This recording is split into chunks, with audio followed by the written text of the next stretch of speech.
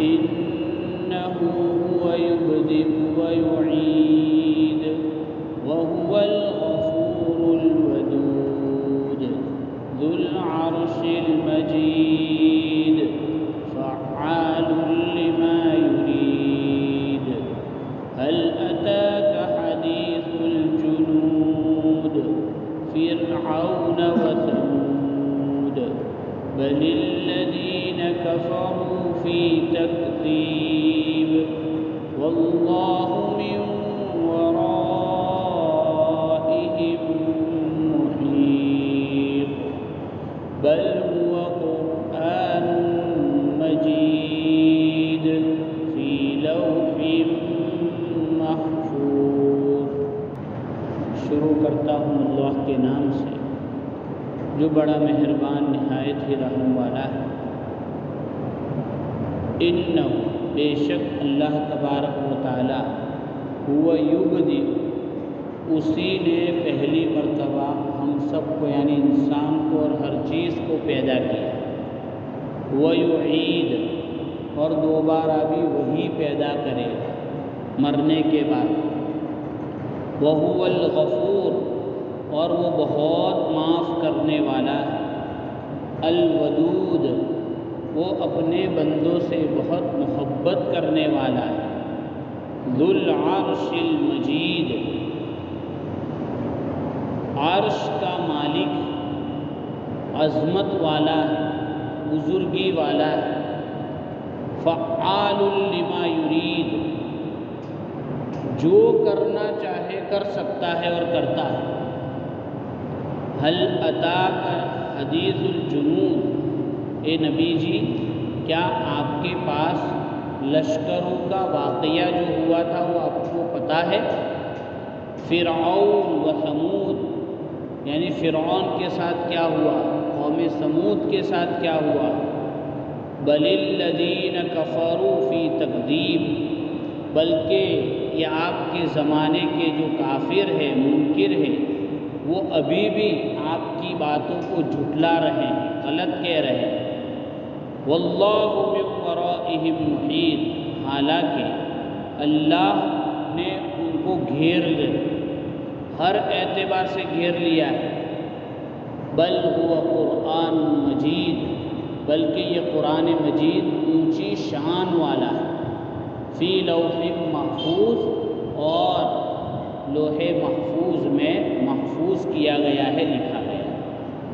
یہ سورہ بروج کی 13 نمبر سے 22 نمبر کی آیت ہے۔ اس سے پہلے ہم نے سورہ بروج کے 2 مرتبہ مجلس میں کہ ایک واقعہ پیش آیا تھا، اس کے بعد اللہ تعالیٰ نے مومن کے ساتھ کیا سلوک کرتا ہے اور کافر کے ساتھ کیا سلوک کرتا ہے۔ اب یہاں پر اللہ نے اپنی کچھ صفات بیان کی ہیں، اپنی عظمت کو بیان کیا ہے کہ کتنا بڑا ہے۔ سب سے پہلی صفت یہ بیان کی کہ یبدئ پوری دنیا اس کو مانتی ہے، بس کچھ لوگ ہیں جو نہیں مانتے۔ یبدئ سارے انسانوں کو پہلی مرتبہ پیدا کس نے کیا؟ پوری دنیا کہتی ہے اللہ نے پیدا کیا، ایک مالک نے پیدا کیا، ایک خالق نے پیدا کیا، سب کہتے ہیں۔ بس کچھ لوگ ہیں ڈارون والے، ان کو کچھ دوسرا سمجھ میں آتا ہے۔ وَيُعِيدُ اب مرنے کے بعد جو زندہ کرنا ہے وہ بھی کون کرے گا؟ اللہ کہہ رہا ہے کہ میں ہی کروں گا۔ ہماری جو نظر ہے اس کے اعتبار سے کسی چیز کو پہلی مرتبہ بنانا تھوڑا مشکل ہوتا ہے، جبکہ اس کا کوئی نمونہ نہ ہو، آئیڈیا نہ ہو۔ تو ہر انسان کوئی بھی انجینئر وہ بھی سوچتا ہے، کتنے نقشے بناتا ہے، پھاڑتا ہے، اس میں ایڈجسٹ کرتا ہے، ترتیب بناتا ہے۔ تو پہلی مرتبہ میں انسان کو بنانے میں پریشانی ہوتی ہے، پھر ایک مرتبہ وہ اچھا ماہر ہو جاتا ہے تو پھر اس کو کام چلتے رہتا ہے۔ یہ دنیا کے اعتبار سے انسان کے لیے تو جو مشکل کام ہے وہ پوری دنیا مان رہی کہ اللہ نے کیا ہے۔ پہلی مرتبہ کوئی نمونہ نہیں، کوئی مٹیریل نہیں، مٹی سے، ناپاک قطرے سے اتنا بہترین اشرف الانسان بنا دیا. پوری دنیا کہہ رہی کس نے عطا کیا؟ مالک نے بنایا، خالق نے بنایا. وَيُعِيدُ، ایک مرتبہ بن جانے کے بعد دوبارہ بنانا تو کوئی مشکل ہی نہیں. تو اللہ کہہ رہے وہ بھی میں کروں گا. اب جو لوگ انکار کر رہے ہیں، نہیں مان رہے، تو ان کو اللہ پیدا کر کے سزا دے گا. وَيُعِيدُ. اور قرآن میں سورہ قیامہ میں اللہ نے لکھا ہے کہ اَيَحْسَبُ الْإِنسان، انسان یہ خیال کرتا ہے أَلَّن نَجْمَعَ عِظَامَهُ، کہ ہم اس کی ہڈیوں کو جمع نہیں کر سکتے. بلا، کیوں نہیں کر سکتے؟ قادرین، ہم قادر ہیں. علی ان نسویہ، کہ ہم اس کو بنا دے. اس کو بنا دے، بنانا. اس کا تو پوروا ہے نا انگلیوں کا، یہ تو الگ چیز ہے انگلیاں، لیکن جو فنگر کا جو سسٹم ہے اس کو بھی ہم بنائیں گے، واپس لائیں گے. آج ہمارے وہ مولانا آئے تھے، مولانا خالد بیگ صاحب ندوی، ماشاء اللہ، اللہ نے بہت صلاحیت. تو انہوں نے کہا کہ دنیا میں آدم علیہ السلام سے لے کر اب تک اور قیامت تک جتنے آئیں گے سب کے فنگر پرنٹ الگ ہے. سب کے فنگر پرنٹ ہے. کرائم برانچ والے بھی اسی کو بنیاد بناتے دیکھتے ہیں کہ فنگرز کہاں ملتے ہیں. ایسی قدرت والا، تاکہ ہم اس کو بھی واپس لائیں گے، ایسے قادر ہیں. اس کے بعد فرمایا وَهُوَ الْغَفُورُ، چونکہ واپس زندہ کریں گے تو سزا تو دیں گے جنہوں نے غلط کیا ہے. وَهُوَ الْغَفُورُ، اللہ کہہ رہا ہے کہ میں معاف کرنے والا ہوں. یعنی خالی میرے وہاں جلال ہی جلال نہیں، جمال بھی ہے. ڈنڈے ڈنڈے نے انڈے بھی ہمارے پاس. وَهُوَ الْغَفُورُ، اگر وہ ابھی توبہ کر لیتا ہے دنیا میں، وہ الغفور، بہت معاف کرنے والا ہے. اب تک بغیر توبہ کے کتنے گناہ معاف کر دیتا ہے ہمارے. ورنہ ہر گناہ پر پکڑے تو ایک بھی نہ دکھے، نہ میں دکھوں نہ آپ دکھے. یہ تو اللہ کی گاڑی چلا رہا ہے ہم سب کی، اور اللہ انشاءاللہ چلاتا رہے گا. الودود، خالی معاف نہیں کرتا، محبت بھی کرتا ہے. ودود کہتے ہیں بہت زیادہ محبت کرنے میں. تو اللہ کو اپنے بندوں سے بہت محبت ہے. اور میں نے اس سے پہلے بھی ایک قصہ سنا ہے حضرت داؤد علیہ السلام کا، کہ حضرت داؤد علیہ السلام دیکھا ایک جگہ پر ایک شرابی ہے، اللہ نے اس کی جان کی حفاظت فرمائی. تو داؤد علیہ السلام کو تعجب ہوا کہ گنہگار بندہ، بلکہ ایک اللہ والے کو شاید یہ داؤد علیہ السلام نے کہا کہ شراب پی رکھی ہے اور اس کی حفاظت کے لیے تو نے سانپ آیا تھا تو بچھو کو اس کنارے سے ادھر لا کر اس کی حفاظت کی، تاکہ ان گنہگاروں کو پتہ چل جائے کہ میں ان سے کتنی محبت کرتا ہوں، تو وہ اس تصور سے ان کا سینہ پھٹ جائے. گنہگاروں سے، تو میں نیکوں سے کتنی محبت کرتا ہوں. اور اگر گنہگاروں سے اللہ ہی نفرت کرے تو پھر توبہ ہی قبول نہیں کرے گا، توبہ کی توفیق ہی نہیں دے گا. الودود، تو اللہ بندوں سے بہت محبت کرتا ہے. اور قرآن میں دوسری جگہ فرمایا وَالَّذِينَ آمَنُوا أَشَدُّ حُبًّا لِلَّهِ، ایمان والوں کو بھی اللہ سے بہت محبت ہوتی ہے. ایمان ہوتا ہے تو محبت ہوتی ہے. ابھی ہمیں جو کمزوری ہے اللہ سے ریلیشن اور تعلق میں، وہ ایمان کی کمزوری.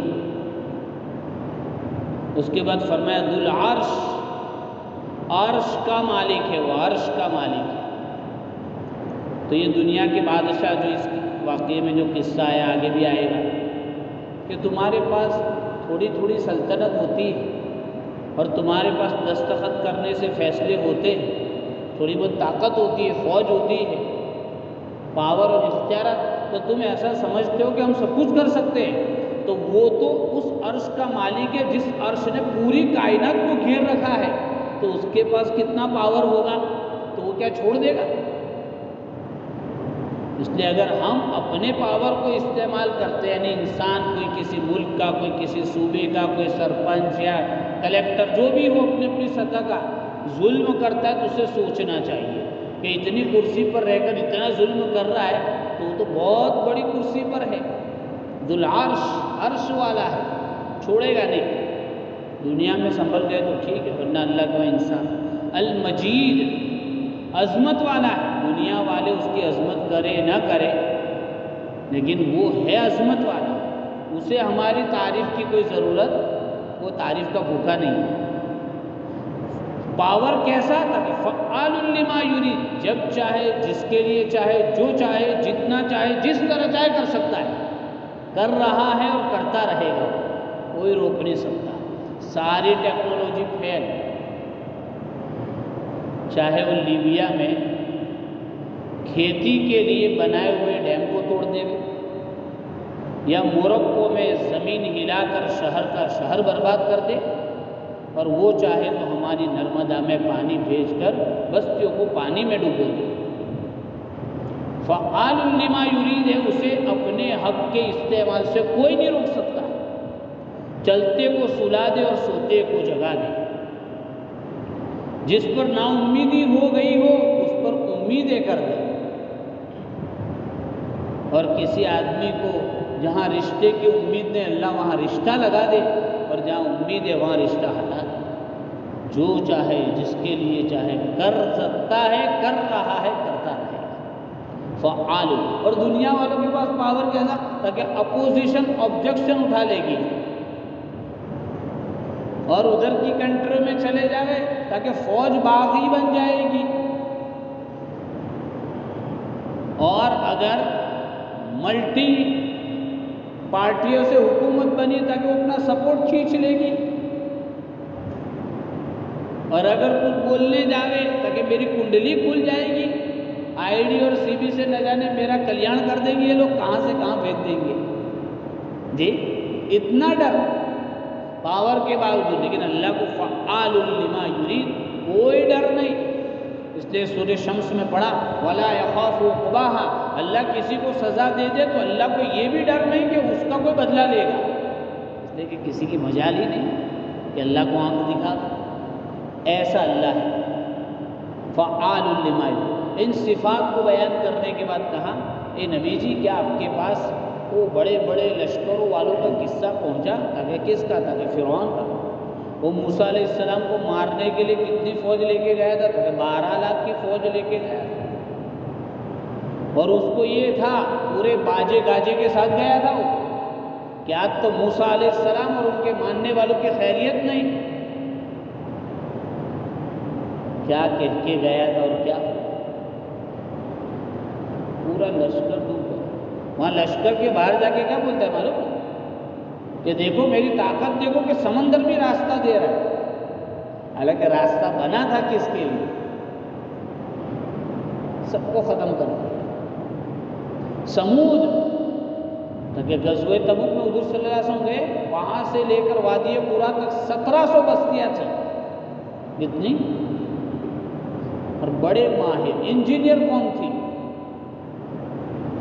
کانٹریکٹروں کی جماعت تھی یہ، پتھروں میں ناخن سے ڈیزائن کر لیتے تھے۔ آج بھی ڈیزائن دیکھو، آج کی جو نئی ڈیزائن ہے کمپیوٹر والی وہ بھی پیچھے رہ جائے ایسے۔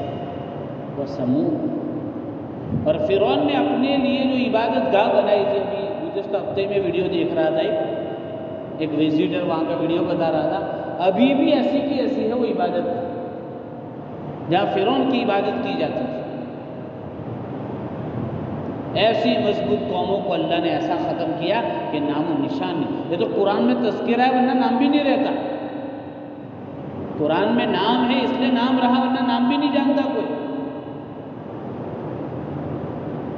بل الذین، یہ کس سے سنا رہے؟ اس زمانے کے کافروں کو، اور آج بھی ہم کو بھی سنا رہے اللہ اور اوروں کو۔ لیکن کافروں کی حالت کیا؟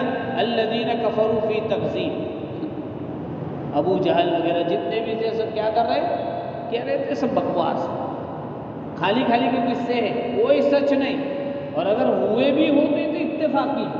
کیا کہتے ہیں؟ عذاب کو کیا کہتے ہیں؟ اتفاقی۔ اتفاق تو سمجھ رہے ہیں؟ اور گیا یار اچانک ایسا ہو گیا، ارے اتفاقی نہیں، اتفاق تھا تو موسیٰ علیہ السلام کو کیوں بچا دیا؟ سمندر پہچانتا تھا کہ فرعون اور موسیٰ علیہ السلام کو؟ اتفاق تھا تو وہ تھوڑی مسلمان غیر مسلم کو جانتا ہے، اتفاق نہیں تھا، اللہ کی طرف سے تھی یہ چیز۔ تو آج کے کافروں کو بھی یہی چیلنج ہے، اور جو بھی تکذیب کرے گا ہر ایک کے ساتھ۔ تو یہ جھوٹ بولنے والے کیا سمجھ رہے ہیں کہ ہم قرآن پر جھوٹ بولیں گے، قرآن کو جھٹلائیں گے، نبی کو جھٹلائیں گے تو ہمیں کوئی کچھ نہیں کرے گا۔ تو اللہ نے کہا واللہ من ورائہم محیط، تم کو میں نے گھیر رکھا ہے، میرے علم کے اعتبار سے بھی تم میرے انڈر میں ہو، اور چونکہ ساری کائنات میری ہے، اس کائنات سے باہر تم بھاگ کے جا بھی نہیں سکتے،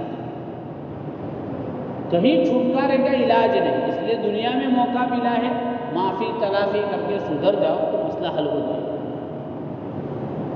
واللہ من ورائہم محیط، اللہ نے ہر طرف سے گھیر رکھا ہے، ورنہ چاہے تو فرعون اور سمود کے ساتھ جو عذاب آیا آج کے لوگوں پر بھی اتار سکتا ہے، لیکن اللہ ڈھیل دیتا ہے، موقع دیتا ہے سوچنے کا، کہ اگر اس سوچنے میں سنبھل گئے ٹھیک ہے۔ اور کئی لوگ سنبھلے، بدر میں 70 مارے گئے تھے، 70 قید ہوئے تھے، سب کو چھوڑ دیا، اس میں سے کئی لوگ مسلمان ہوئے، خود حضور صلی اللہ علیہ وسلم کے چچا حضرت عباس، اور اس طرح ایک بڑی جماعت تھی، تو موقع ملا مسلمان ہوئے۔ بل ہوا قرآن مجید، اور یہ تکذیب کرنے میں اللہ کا بھی انکار، نبی کا بھی انکار اور قرآن کا بھی انکار، قرآن کا انکار کرتا ہے۔ تو جو قرآن کہہ رہا ہے بل ہوا قرآن، یہ تو قانون کی کتاب ہے، اور کیسی ہے مجید، پوری دنیا اس کا انکار کرے اور پوری دنیا ساری لائبریریاں جلا دے اور جو گستاخیاں ہو رہی ہے اس سے زیادہ کرے، تبھی مجید۔ قرآن کیسا ہے، اس کی شان میں کوئی کمی آنے والی نہیں۔ دیکھو سویڈن میں کیا تو فوراً اللہ نے جس جگہ کیا اس جگہ کو مسجد میں تبدیل کرنے کا فیصلہ کر دیا، اللہ نے ایسے لوگ پیدا کر دیے، اور سویڈن زبان میں قرآن چھاپ کر وہاں فری تقسیم کر دیا۔ یہ اللہ ہے، اسلام کی فطرت میں قدرت نے لچک دی ہے، اسلام کی فطرت میں قدرت نے لچک دی ہے، جتنا دباؤ گے اتنا ہی ابھرے گا، اور یہ چراغ پھونکوں سے بجھایا نہیں جائے گا، جتنا اس کے خلاف ورزی کرو گے اور وہ نمایاں ہوگا۔ اس میں ہے کیا، لوگوں کو تجسس ہوتا ہے، پھر آگے بڑھتے ہیں، کئی لوگ پھر اس کے حق میں آتے ہیں، اچھے بھی اور برے لوگ بھی توبہ کرتے ہیں، یہ موقع ملے۔ پھر اس کے بعد ایک مسلمان نے بائبل کی اجازت نہیں جلانے، لیکن اسی جگہ پر جلایا نہیں، عظمت سے اس کو رکھا، تو یہ پیغام، ورنہ اس طرح ہوتا نہیں، لیکن یہ ہوا تو یہ ہوا، تو اس طرح اللہ کی طرف سے یہ نظام ہوتا ہے۔ اس کے بعد فرمایا فی لوح محفوظ، پوری دنیا کی پریس مخالف ہو جاوے اور غلط قرآن چھاپے، لیکن یہ لوح محفوظ میں ہے، اسے کوئی تبدیل نہیں کر سکتا۔ قرآن تو اصل وہ ہے، سینوں میں ہے، اور سینوں میں ہونے کے ساتھ لوح محفوظ میں، یہ جو کاغذات میں ہے، کئی جگہ پر دیکھیں، خود اپنے کتب خانے میں قرآن ایسا ہے کہ بمبئی میں پورا گھر یا پوری دکان جل گئی، لیکن وہ قرآن محفوظ رہا، وہ قرآن آپ کے وہاں ہے۔ ایسے کئی واقعات آپ نے دیکھے، کاغذ کا ہونے کے باوجود نہیں جلا ہے، تو اللہ یہ معجزہ بھی بتاتے ہیں، لیکن اصل جو قرآن ہے وہ تو لوح محفوظ میں، سینوں میں ہے، اس کو دنیا کی کوئی طاقت کم نہیں کر سکتی۔ رشیا میں جب قرآن پر بین لگی، 70 سال تک اذانیں نہیں ہوئی اور کوئی قرآن دیکھ نہیں سکتا، لیکن وہاں کے لوگوں نے کیسے قرآن سیکھا، ہر گھر میں حافظ تھا۔ کمیونزم کا جو انقلاب آیا اور ساری جس کے گھر میں قرآن نکلے اس کو پھانسی کی سزا، اس کا گھر توڑ دے گئے۔ ایسے ملک میں اللہ نے قرآن کی کیسی حفاظت کی، اس زمانے میں بھی ہر گھر میں قرآن کا حافظ تھا۔ کیسے؟ کہ قبرستان میں جنازے لے کر جاتے تھے خالی خالی، اور وہیں قبر کھودے اور جو حافظ صاحب ہوتے تھے وہ پڑھاوے، اور جب کوئی آوے تو قبر بند کرے، نماز پڑھنے لگے۔ اس طرح اللہ نے قرآن کی، تو قرآن نہ میرا محتاج ہے نہ آپ کا محتاج ہے، اللہ نے حفاظت کی ہے، کر رہا ہے، کرتا رہے گا، اسے کوئی مٹا نہیں سکتا، اس کے نقطوں کو بھی کوئی بدل نہیں سکتا۔ اللہ کرے کہ قرآن سے ہمارا تعلق ہو جاوے، قرآن کی باتوں سے ہمارا تعلق ہو جاوے۔ اللہ تعالیٰ ہم سب کو توفیق عطا فرماوے۔ سبحان اللہ بحمدہ، سبحانک اللہم وبحمدک، نشہد ان لا الہ الا انت، نستغفرک ونتوب الیک۔